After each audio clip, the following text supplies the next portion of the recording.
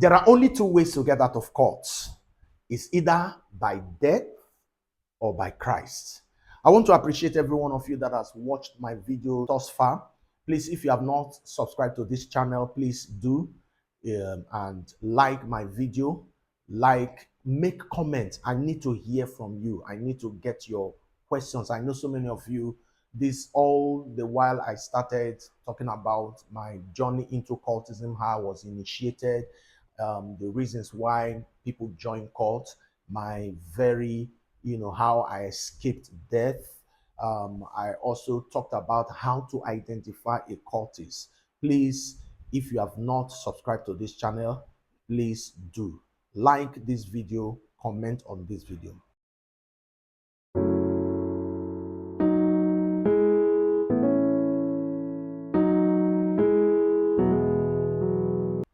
Hi, my name is Excellence Madoka. I'm a life coach and an ex-campus cultist in Nigeria. I started with my story, how I was initiated into cult, how far I've gone. Please, if you have not watched any of this video, please, click any of these places and, make sure that you follow my story. It will help you. It will not just help you, it will help people around you, maybe your sibling, maybe your children. And this story is very important. Like I said in my last video, I began to talk about my journey, out of cultism. That every a madman always gets to a point where, he will come to a sober moment and he will begin to ask himself, what am I doing here? It happens to everybody. And that was exactly what happened to me. I told you about how my sister began to pray for me, and the fear of, if I get out of court, what will happen to me? I also told you about the story of the young man that we trailed, that came to us and said that he wanted to, get out of court. He wanted out, and what we did to him. So all these things, contributed to my fear. And I know to the fear of so many young people right now that have been, initiated into court, that is listening to me. Please, I need you to understand that you can get out of court. Please don't follow the death path, and I will introduce you to the right way to get out of court. Now, all the things that I did in court, my academics began to deteriorate. I was, in fact, my GPA dropped drastically. Why? Because most times, 1 month I'm out of school, we are carrying one assignment or the other. Sometimes, when there is any major incidents, any major chaos in school, some of us will just leave school for some time until everywhere calms down.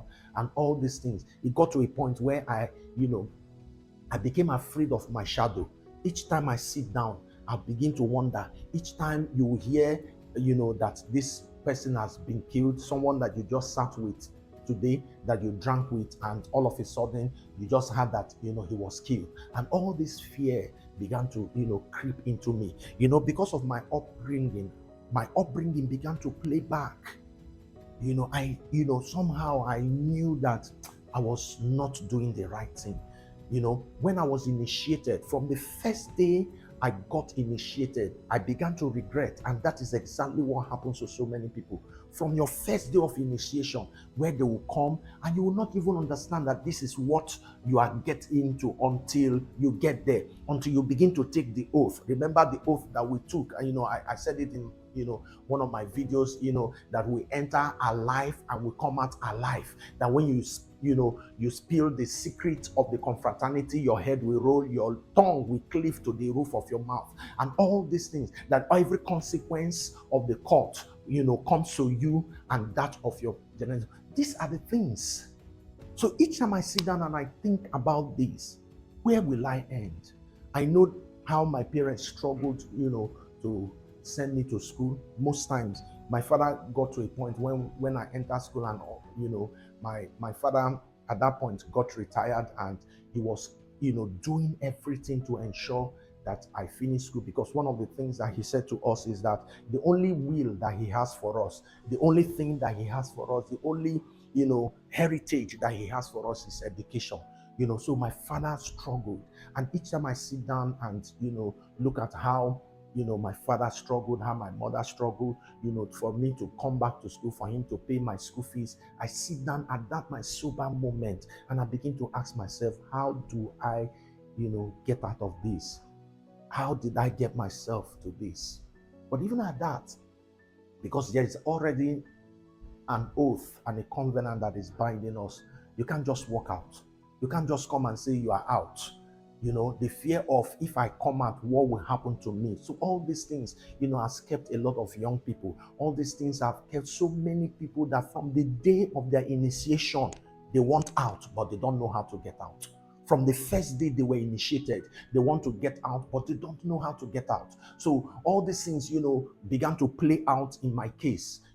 I began to wonder what happens to me. So one of the time, we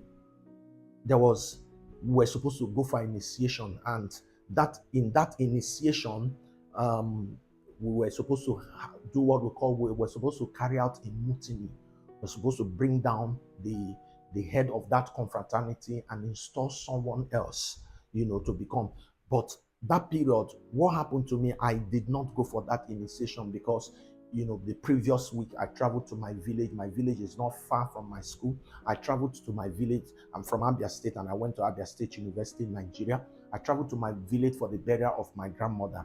So, during that burial, I had a deep cut at, one part of my leg, so I couldn't walk effectively. Sometimes I come to think that these things were divine. So when I got back to school that period, there was supposed to be an initiation process that period, and I couldn't go because of the injury that I had. And my friend, that had the gun that I was supposed to carry. So we went and they were supposed to carry out that hit. So as the head of that court came in, according to their story that period, he lifted up his hand to, release a shot, and that gun exploded, and all his hand was shattered. The gun exploded. Now, come to think of it, if I was in that state, what would have happened to me? Could it be that gun explosion, could it be that it would have killed me? Or maybe something. So all these things had begun to replay until, we had a long strike, and I went back to Lagos, stayed, and as I got to Lagos, I began to still carry out the activity in Lagos, where all the members of my court from different schools, from Port Harcourt, from Abia State, from Jos, we gather. We call that, it is a place where all of us, we all gather.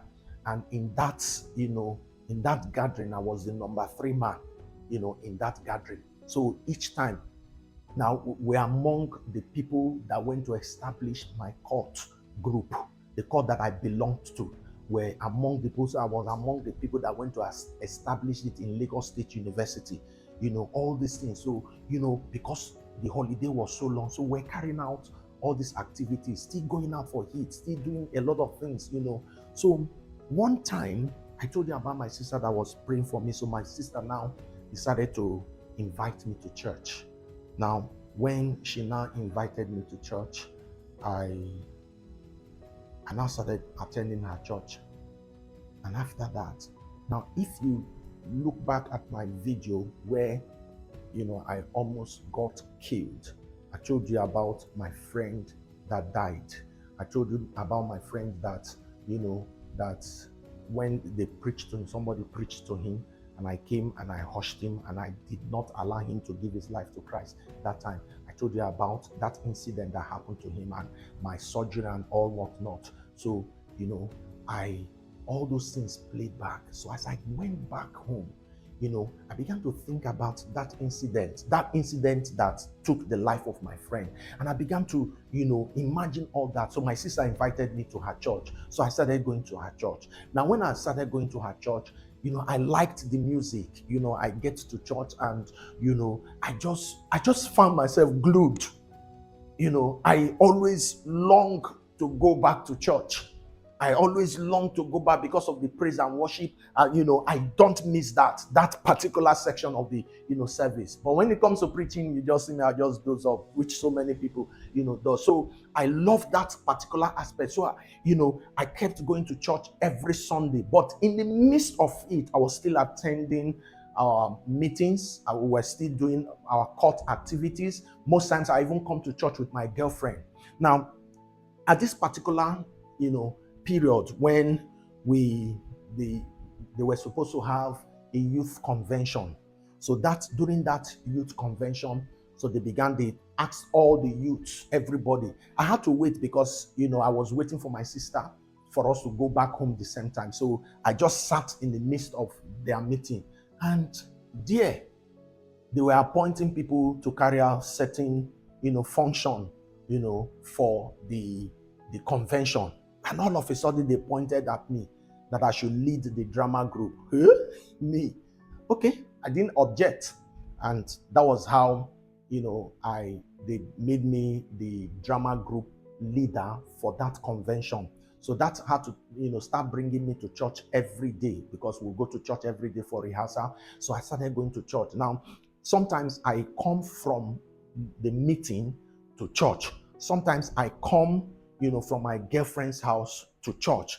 And these people, they didn't know. So they thought that I was part of them, but they didn't know that I was a devil in their midst. So I just came and what will I do? But somebody else was directing the drama, but I was just coordinating. But I began to enjoy it. I began to like the things. They were not hostile. I saw love amongst them. Nobody, you are not afraid to do anything. You are not afraid to say anything. Nobody hushes you. Nobody tells you to bring anything. So I just saw that love existing among the believers. So that still drew me closer. So during the convention, after we had finished all our rehearsals, after a month we had the convention. Then when the convention proper finished, that means I will not be going to church again. I will not be converging again. I will not be meeting these brethren again. I started missing them. I started missing that fellowship with the brethren. I started missing that unity that we had with the brethren. So I was always longing for it. So one of the days, the secretary of the youth fellowship invited me for us to go and see the president of the youth fellowship of my church then. So we went to his house. He's a lawyer. So we went to his house. So we sat down there. As we sat down in his house is also his office. So we're there, so they began to discuss. They began to talk about, some of the activities in school when they were in school. So they were, me, I didn't have anything to say. I just sat down there and I was just looking at them. I sat down there, I was listening to them, not having anything to say. So they were just excited, but I was enjoying the conversation. Then all of a sudden, I was taken into trance. That was my visitation. That was my encounter.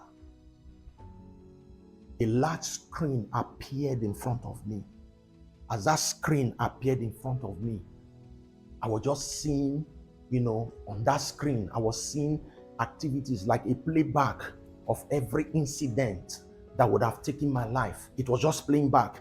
It was playing back the incident of when we were to go to Enugu for that heat. Go back to my story, you will hear that. You understand me? It was playing back that incident. When I almost died during this surgery, they were playing back, and so many other incidents that I didn't even know would have taken my life. It was just playing. It was just playing. It was just playing, and all of a sudden, I heard a voice clearly that said, "All this while, I've been saving you. All this while, I've been protecting you. This is a time for you to serve me, or I will turn my back at you." As that word came, I broke down. I knew that was a divine voice. So I broke down.